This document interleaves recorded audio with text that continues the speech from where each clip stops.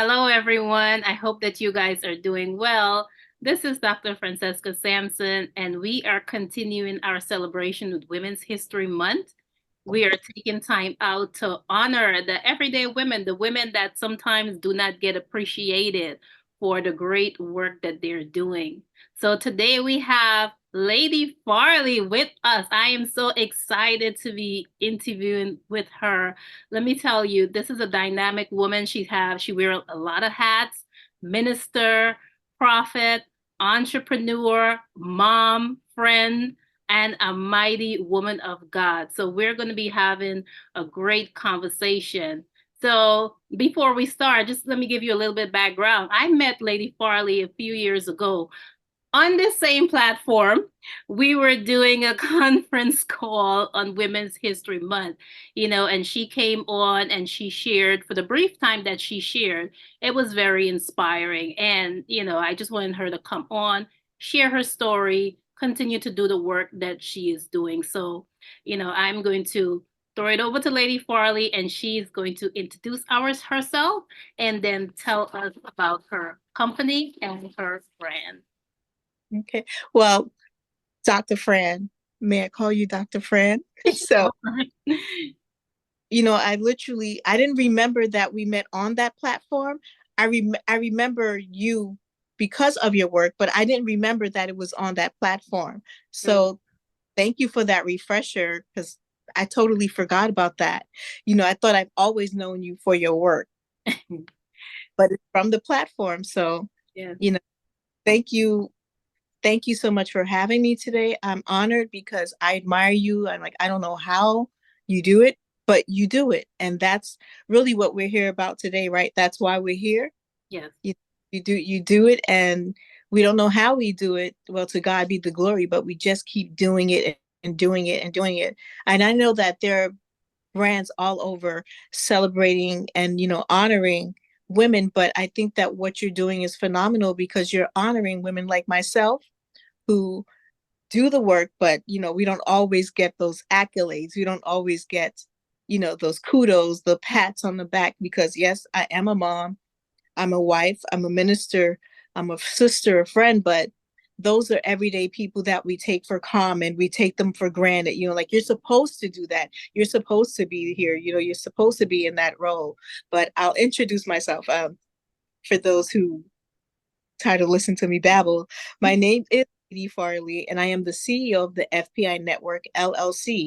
I am the founder of the 100, that's my t-shirt, the 100 Women Strong Movement, which is our nonprofit where we cater to women, Black women in need, not just Black women, women all over in need. And what the FPI network does, I teach women and all of the professionals within my organization. We teach women how to leverage the experiences of their lives for efficacy. So it doesn't matter where you're coming in from. Like, I don't have the Constitution. Kudos to you, Dr. Fran. I detested school. I detested school. I have a degree in project management, but I couldn't do anything more than that. So for all of you wonderful women, who have continued on and done the great work, we welcome them. We welcome professionals from every area of their lives to help, as long as they're willing to help other women build, they're welcome into the network. So that's who I am in a nutshell. Wonderful, wonderful. I'm gonna throw it over to Matthew, who have a question for Lady Farley.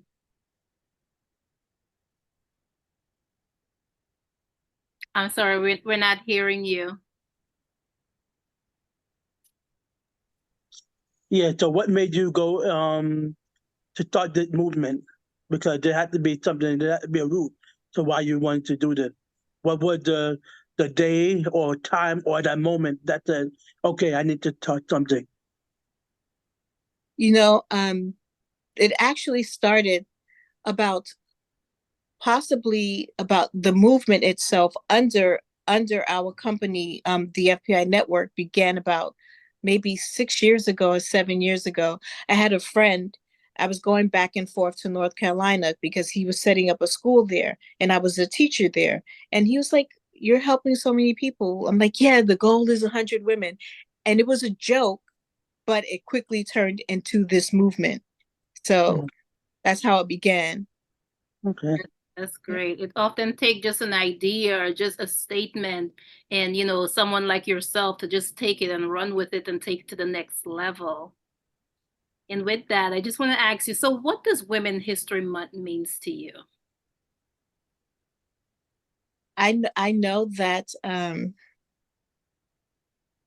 I know that as women, we have the right to celebrate Women's History Month, but I think that Women's History Month is almost like Black History Month. It's funny that they're together.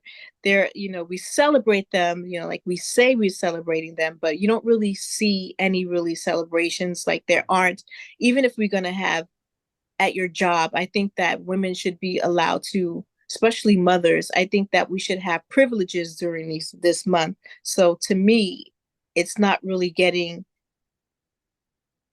what it deserves, to say in the least. I don't think that we're celebrating it appropriately. And I know that there's National Women's History Month and Black Women's History Day, which was on Sunday. We don't do enough. It may be national, but we're not doing anything about it. So I think it's underserved. Yeah, absolutely. You're correct because we're in the 21st century and we're still hearing the first woman to do this and the first woman to do that. So, as much as women have persevered, there's still a lot of barriers and there's still a lot of things that we have not conquered as yet. Yep. So, if you can pick one woman that's inspiring to you, and I know you have many, but if you can pick one woman that's inspiring to you, who would that woman be and why would she be inspiring? Now that's a hard thing, and of course I actually said you in the beginning of this, like I admire you. I aspire to be as disciplined, all of those great that I see. But I think that my biggest inspiration, which we don't do this enough in life, I think society teaches us to look on the outside for inspiration. But if I have to be honest, my mom was my biggest inspiration. She's no longer with us, she's no longer here on the earth, but I do recall being a child and not understanding, not really ever really having a clue as to what it was to be a Black woman. But I looked at her life and she formulated who I am today. I didn't even know it then, but she had a lot of dignity. She was graceful, and but she could also fight. Like that was the other side of her. Like she was graceful yet strong. She was compassionate, but nobody's fool. So it's definitely my mom. Awesome, awesome. Go ahead, Matthew. Okay, so I know you have your business. You have several businesses. What is the goal for the women at all that you're doing? What do you want to see? I guess to happen for these women. Or no, what is your ultimate goal? So the the goal seems to the goalpost seems to move, the line seems to move every year. So this year, as opposed to last year, the goal was to make sure, and this is foundational for the network, is to make sure that women who are actually set up in their state, we're national, global. So the women in Africa, last year we helped them get certified in their state to sell their goods. So that's always the goal. But this year we want to take it a step further, and we want to make sure that we have retail space, that we have classroom space for women who need it. So every year, hopefully and prayerfully, the goal will get bigger and bigger. Awesome, awesome. Great. And as you continue to inspire women and empower women to, reach some of the goals that you just mentioned, what are some barriers and some challenges that you've experienced or you heard other women experience as they try to persevere to accomplish those goals? I was talking to a colleague of mine, an old colleague of mine, because I've literally retired from corporate America, but we were talking about, unfortunately, it's Women's History Month, but still there will be women who will suffer sexual harassment. You know, I myself, although I'm retired, I'm not actually of retirement age, but ageism is a big thing that we face, women face, period, period. But I have to think that the biggest barrier as a Black woman, and I know that we had to come out with the Crown Act. Remember, so you could wear your hair like in my company, Dr. Fran, if you came in like that, oh my goodness, everyone would come over to you, want to touch your hair. Like, how does it feel? Like, these are things that I can't believe in this day and age we are still facing. Yes. We are still in companies where we have to explain away or to get approval for how we appear, what we look like. Yeah. Even just like being full figured. I know that I think it was in Chicago, there was a woman who was suing her company because they were saying that she was too full figured to Wow. wear two suits. So that, I mean, we just come up against, there's so many barriers that we face as women, but Yeah. as Black women in particular, the barriers are offensive. Hmm. Yeah, I can definitely agree. And would you say that some of these barriers are systematic, or would you just individualize them based on that company? I guess it depends. Mhm. Really, it depends, because even the company has the power to change. When we do our D&I workshops, we teach companies like it's never too late to change. It's never too late to change. But systemically, I believe that that is the greater issue, because once it's systemic, then Yeah, you have it in this location, and it never dies down. So I believe that it really is systemic is the biggest. I'm going to say it's the biggest issue, not individual, but systemic. Yeah. absolutely, Yeah. absolutely. And I do believe that, advocacy goes hand in hand with change, but a lot of times we don't want to advocate. We can tell someone how to advocate, but when it comes to self-advocacy, it's always difficult. It's always a difficult process. I can tell you, but you need to do this, this, and this. But when it comes to me doing it now, it's always a process. So what does the word advocate means to you? Uh, I spent some time in HR, and I have a different definition of advocacy than I guess a company or a corporation would. And I guess, like you said, it looks different if you're self advocating or if you call yourself being an ally, someone who's going to advocate on someone's behalf. True advocacy, you have to be willing to put yourself in the same position as the person you're trying to defend. If you're not willing to face that persecution, or if you're not willing to face repercussion, then are you really an advocate? Like just saying, holding up a picket sign, yeah, I'm for you, I'm rooting for you, I'm for you. Or when you come out of a meeting and you saw something happen, which happens to a lot of us, we can be in a meeting and something can happen to someone and it's offensive. No one says anything. They don't do anything. Yet we're all advocates. But when you get out of the conference room, they pat you on the shoulder. Yeah, yeah, yeah. I saw that. That wasn't right. It's not right. So Yeah. true. I guess it has to begin with yourself, with oneself, being able to stand up for yourself, Yeah. being able to even voice that, this happened to me. Forgetting everything else, you have to self-advocate before anyone can advocate for you. Absolutely, I agree with that. Mm. Go ahead, Matthew. Yeah, you guys said something that was very key. I believe that when you lead, you will bleed. There's no leading if you don't bleed. That is part of the journey. That is part of the process. Anytime you're doing anything great, whether it's business, or whether you are in corporate America or wherever it is, you will bleed because you're leading. And sometimes some people don't want to deal with the bleeding part, but they want the peace. They want to be able to get through in their business or whatever plan they have, but they're not willing to bleed. And sometimes when you are leading, you can also have to go through difficult moment, difficult season, and difficult time where you won't get the sales, you won't get the followers, you won't get the other I got the recognition that you will want.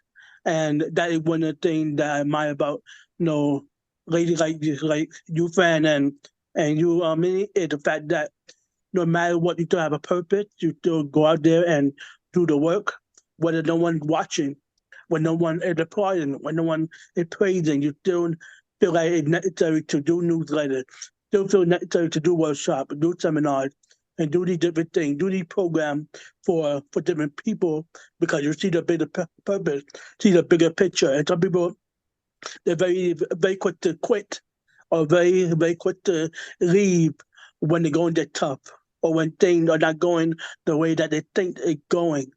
So they say, you know what, it's not worth it. Nobody going to recognize me or so forth. But the bigger picture, always, when God gives you a vision or a purpose, for you to go forward, no matter who's watching or who's going to celebrate you.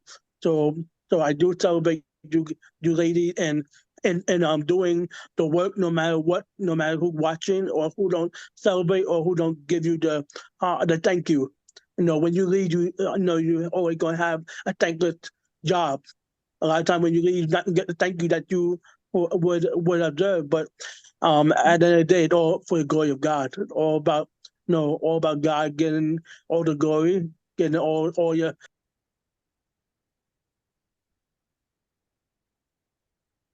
I think you went on mute, Matthew. Yeah. Okay. That was good too. Yeah. All the blood, sweat, and tears that you put into your work. And sometimes it can be frustrating and tiring because you're not seeing the results. You might not see it, but people are watching. And that key. A lot of times you may not get the thank you, but you have changed a life. You may not get the praise, but you might have make them might go down the right path, but you don't hear it. So sometimes the work that you really do matters. It matters no matter what, because at the end of the day, you don't know who's watching, who's following, who has the eye to see what you're doing, and how that woman or that male or that child life is being changed and touched by your work and by your time that you put into your work. Yeah. That was good, Matt, because I thought only me. I don't know about you, Dr. Fran, but do you ever feel like the people you're helping, they just eat and run, or they just get the help and run, or they get this and they run? But one thing the Reverend Dr. Matt just said, which makes so much sense, is that, we keep doing it because at the end of the day, we know we're making a difference. We may not see it, or they don't come back to say, you made a difference, or thank you for helping me, or anything like that. But we do it because we know that we are making a difference.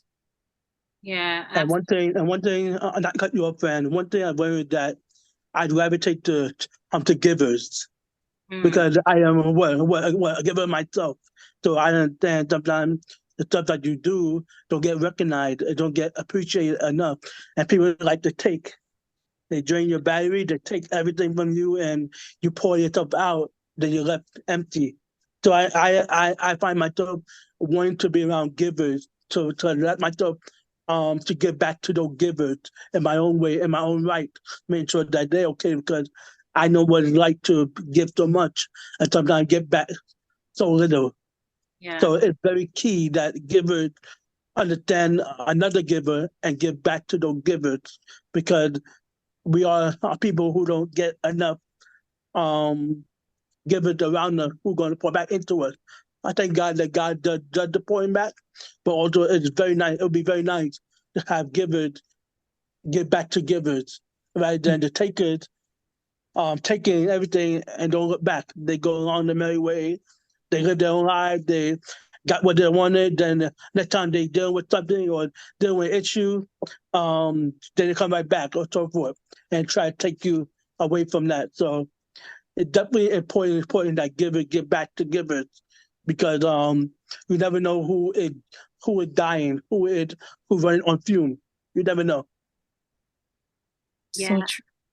I agree with the both of you. I think the one thing that myself and Lady Farley have in common is that I mean we have a lot of things in common, but the one thing that I can think about right now is that we're about empowerment. We're about uplifting and taking women to the next level, because something that I found with women, a lot of times they don't know their strength. You know, they don't know what they're capable of. So we're able to tap into that strength and say, hey, there's enough for all of us. We all can go up. And if you get a little bit higher than me, girl, it is okay. Go shine your light. You know, because your light is not my light. Areas that you can shine in, I am not able to shine in.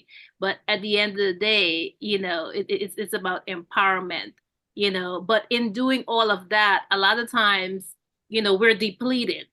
We forget to celebrate ourselves. We just, you know, we're pouring into others. So I just wanted to ask you, do you do anything to celebrate Women's History Month? And then also, how do you self-care? So to celebrate Women's History Month, I forced my daughter and my husband to just spoil me. I'm like, yesterday we hung around each other, we had dinner and everything together, and I just, just bask in family time. Hmm. Quality time is celebrating to me, but I do I do a lot of self-care things like well, first of all, I pray and I meditate. That's the only way I can recharge, because if I don't, there are mornings I get up and I'm like, I can't do it today. Or even if I can, I don't want to do it today. Yeah. But because it's not about me, I have to pray and meditate to build back up that battery that Matthew was talking about. I have to recharge. So that's the main thing that I do for self-care.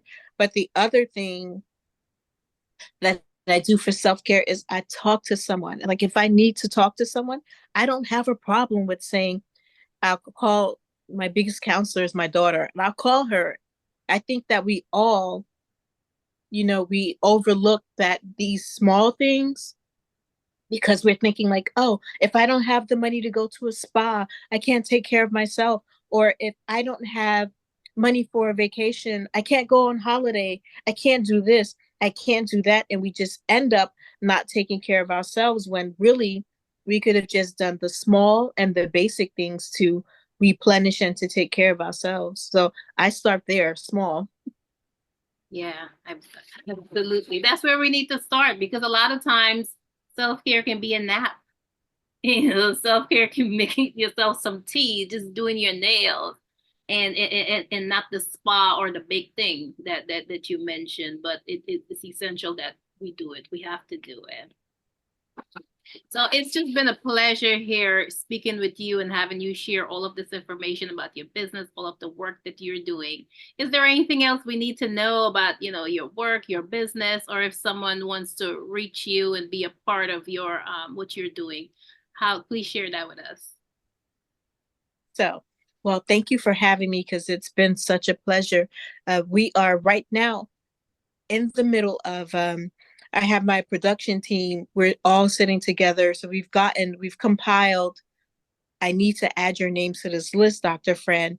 We've compiled um, a competition of women who have what we called She Prevailed, just to celebrate women this month. And so the magazine, we wanted to feature at least 50 women. We couldn't put everyone in, so we had to keep it limited. I'll reach out to you for that, because I believe you should be a part of that. One of the things that I do, in addition to running a network that houses professional women globally, from we have Africa, we have the UK. We're looking to set up something, even in Hawaii. I have a friend who's there who's looking to set up our network there. We're in 7 states in the US. So in addition to that, and housing the 100 Women Strong movement to help women in need, we have the newsletter. Well, it's really a magazine. We're going to go into print next year. This is our 1 year. We've made it for 1 year. I'm patting Um, that. So The name of the magazine is called Brown Girls Doing Business. And if anyone wants to follow me on social media, if they want to hire my network of speakers, educators, preachers, reachers, teachers, they can find us fpinetwork.com. We're online. That's our website. But I suggest Facebook and Instagram. Like, that's so immediate. You'll get me immediately. But if anyone wants to send us an email, I'm Lady Farley at fpinetwork.com. I'll respond to you the very same day. And that's one of the things I should mention in by way of women empowerment. We suggest that all women get several, if not multiple, a couple, if not multiple, streams of income, because we believe that financial stability is true liberty. So that's what we do. If anyone wants to know how to do that, they can take part in our workshops.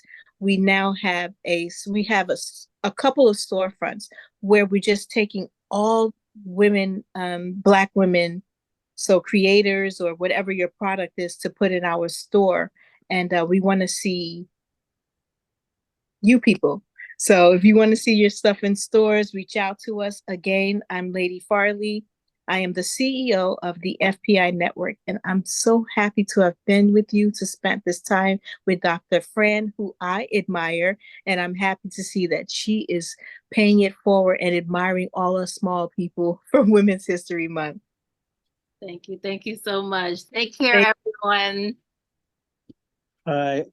Okay, bye, Matt. Bye. Bye. Bye.